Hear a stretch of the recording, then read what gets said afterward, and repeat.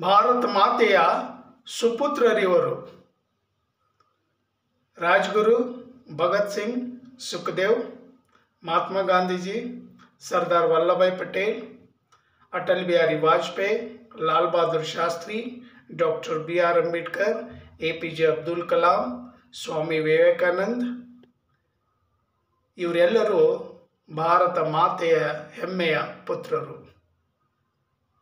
ಆಜ್ಕಲ್ ಇವತ್ತು ನಾವು ನೋಡ್ತಾ ಇದ್ದೀವಿ ಎಂತೆಂಥ ಒಳ್ಳೆ ಒಳ್ಳೆ ಹುದ್ದೆಯಲ್ಲಿ ಇದ್ಕೊಂಡು ಎಂತೆಂಥ ಸ್ಕ್ಯಾಮ್ ಮಾಡ್ತಾ ಇದ್ದಾರಂತ. ಅದರ ಸಲುವಾಗಿ ನಾನು ನಿಮ್ಮನ್ನು ನೆನಪಿಸ್ತಾ ಇದ್ದೀನಿ.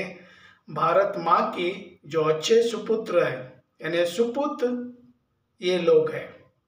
भगत सिंह है, राजगुरु है, सुखदेव है, महात्मा गांधी जी है, अटल बिहारी वाजपेयी है, APJ अब्दुल कलाम है, डॉक्टर BR अंबेडकर है, रविन्द्रनाथ टैगोर जी है.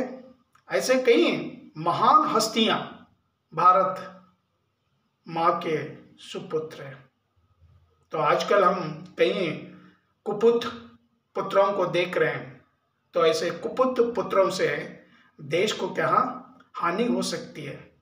ನಾವು ಎಷ್ಟೊಂದು ಕೆಟ್ಟ ಪುತ್ರರನ್ನು ನೋಡ್ತಾ ಇದ್ದೀವಿ. ಅಂತೆಂಥ ದೊಡ್ಡ ದೊಡ್ಡ ಸ್ಕ್ಯಾಮಲ್ಲಿ ಸಿಕ್ಕಾಕೊಂಡು ಒದ್ದಾಡ್ತಾ ಇದ್ದಾರೆ. ಇಂಥ ನನ್ನ ಮಕ್ಕಳಿಂದ ಭಾರತ ಮಾತೆಗೆ ಅವಮಾನವೇ ಬೇರೆ ಏನೂ ಸಿಗಲ್ಲ. तो हमेशा के लिए हमें याद रखना चाहिए, अच्छे पुत्रों को याद रखना चाहिए. अच्छे पुत्र ही क्या माँ का नाम रोशन कर सकता है. Thank you students. जय हिंद, जय कर्नाटका, वंदे मातरम.